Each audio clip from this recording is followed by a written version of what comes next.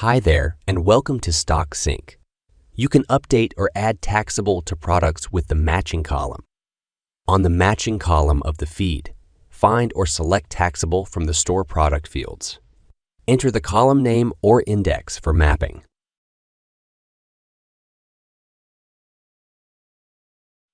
For a fixed value for all products, click on Static and enter the static value.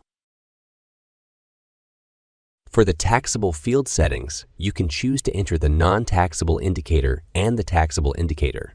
This feature allows you to specify your own indicator from the feed file. For example, your file could be using true or false as the taxable indicator.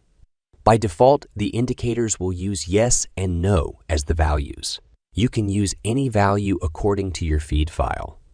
Replace the value here as your feed file, which is true and false.